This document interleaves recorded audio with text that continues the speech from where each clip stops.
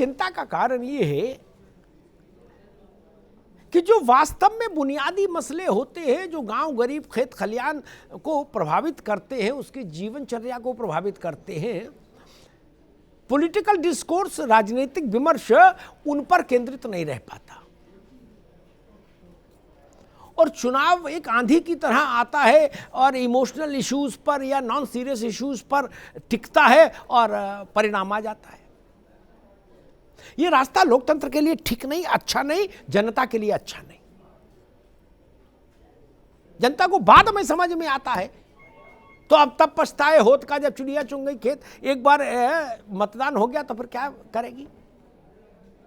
इसलिए मैं अपने पूरे पत्रकारी जीवन में हर चुनाव में इस बात पर जोर देता रहा कि जनता को भी चाहिए कि राजनेताओं को नियंत्रित करे, फोकस्ड करे और कोशिश करे कि वो वहीं तक केंद्रित रहे, उसके मुद्दों तक। राजनेता तो चाहेंगे विचलन, भटकाव उनके हित में होता है। उससे हमको क्या लाभ, ननकू को क्या लाभ, रज्जाक को क्या लाभ। मेरे लिए वो मुद्दा नहीं जिससे गांव के गरीब के किसी की थाली में कोई परिवर्तन नहीं आए, जीवन में कोई परिवर्तन नहीं आए। बाकी तो कहानी है, उससे क्या लाभ है। और हम लोगों का अनुभव बताता है, पांडे जी पुराने व्यक्ति हैं, वो भी मेरी बात से सहमत होंगे कि ऐसे ऐसे विषयों पर चुनाव हो गया इस मुल्क में, वोट डालने के बाद ही समझ आ गया कि अरे ये क्या कर दिया, इस बात से क्या लेना देना बताओ किसी का। अब बाबर ने क्या कहा और दूसरे ने बाबर से क्या कहा, बाबर के किसी समकालीन ने, उससे आज किसी गांव गरीब का कोई जीवन अच्छा बुरा हो सकता है क्या? बताओ, हो सकता है क्या? तो चलो उसी पे फिर दिन रात बहस कर ले। बच्चे के पांव में जूता होना चाहिए, बिटिया के कंधे पर स्कूल का बैग होना चाहिए, कर्ज मुक्त जीवन होना चाहिए गरीब का। आज एक रिपोर्ट आई है, विश्व भर के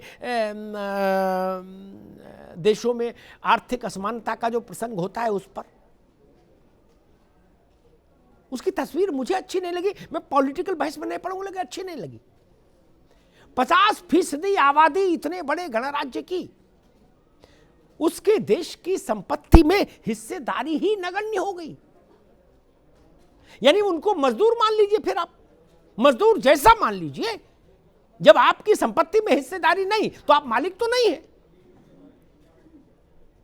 ये चीज मेरी आंख नम करती है। सरकार कोई हो, क्या किसी राजनीतिक दल की चिंता का विषय है? नहीं। कोई लाल कह रहा, कोई पीला कह रहा, कोई हरा कह रहा, कोई सफेद कह रहा, कोई गुलाबी में लगा है, कोई कुछ कर रहा है, कोई कुछ कर रहा है, और इसी झपेटे में चुनाव निकाल लेंगे और हम आप फिर ठगे की ठगे रह जाएंगे। जागिए। और एक अच्छी बात मैं शेयर करूंगा, नकारात्मकता बहुत हो जाती है। मेरी बात का मेरे ख्याल से अमित भी समर्थन करेंगे, त्रिपाठी जी भी करेंगे, अशोक पांडे जी भी करेंगे। वो देश के लिए जरूरी है और उत्तर प्रदेश के सम्मान के लिए जरूरी है। कोरोना काल में गंगा में कोरोना से मरे लोगों की लाशें फेंक दी गईं, तैरती मिली या किनारों पर मिली। ये कथा, ये चीजें बहुत आई, बहुत लाउडली आई। आज तक राजनीतिक मंचों का वो सामान है, राजनीतिक भाषणों का।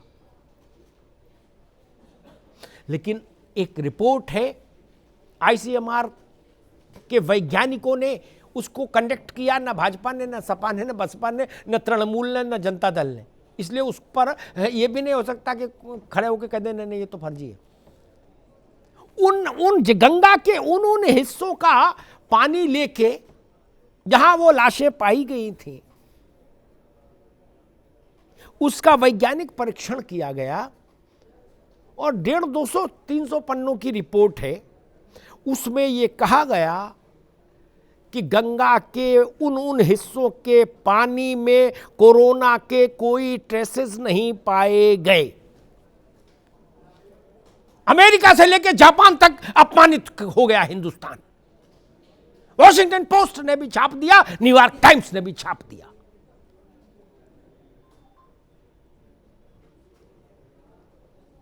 वैसा जलप्रवाह नहीं होना चाहिए, इस बात समझ में आती है। कुछ इलाकों में वो परंपरा भी है, वो भी है, उसको भी ध्यान रखना होगा। एक बार हाईकोर्ट में मुकदमा गया था, हाईकोर्ट ने कहा था ये परंपरा है, बंद नहीं की जा सकती। क्या ये देश के लिए गर्व की बात नहीं? हमारे माथे पर जो कलंक लगा था वो धुला कि नहीं धुला? अच्छी बात है। उत्तर प्रदेश अपमानित किया गया। ऐसी तस्वीर बनी कि शायद लाशें ले लेके लोग अपने अपने वाहनों में भर के और गंगा में फेंके जा रहे हैं। कोरोना वाले इतने मर गए। कोरोना की विभीषिका थी, लोग काल के गाल में समाये, सत्य है। पीड़ा का हिमालय था, सत्य है। लेकिन जितना सत्य है उतना ही ठीक है। गंगा में पाई गई लाशों के कोरोना पॉजिटिव होने का इसलिए निशान नहीं मिलता क्योंकि गंगा का पानी में फिर कोरोना के ट्रेसेस मिलने चाहिए थे उन इलाकों में। ये वैज्ञानिक शोध है, कोई राजनीतिक हस्तक्षेप का मामला नहीं। अब कम से कम हम हिंदुस्तान के नागरिक होने के नाते, उत्तर प्रदेश के नागरिक होने के नाते ये कह सकेंगे कि यह दुष्प्रचार था। तमाम कमियां रहीं, सब कमियां सिर माथे सुधरनी चाहिए,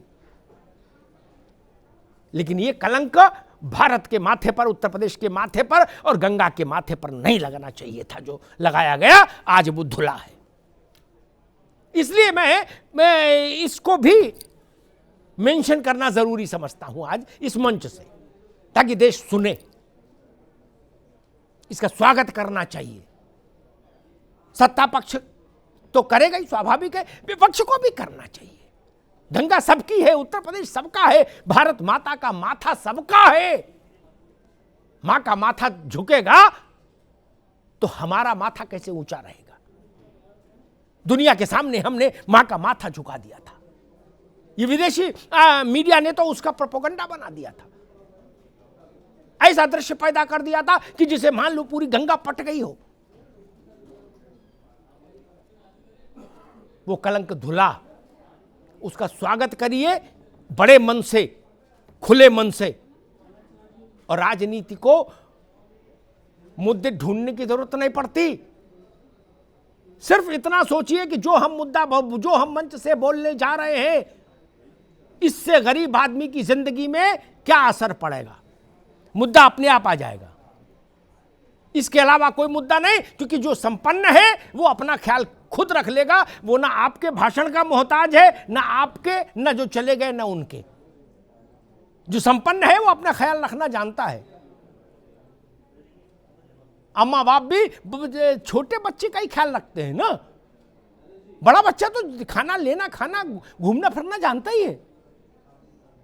इसलिए मैं कहूंगा, जो बात गांधी ने कभी कही थी जवाहरलाल से, चुनाव के वही मुद्दे होने चाहिए जो गरीब को प्रभावित करते हो, वंचित को प्रभावित करते हो, मजलूम को प्रभावित करते हो।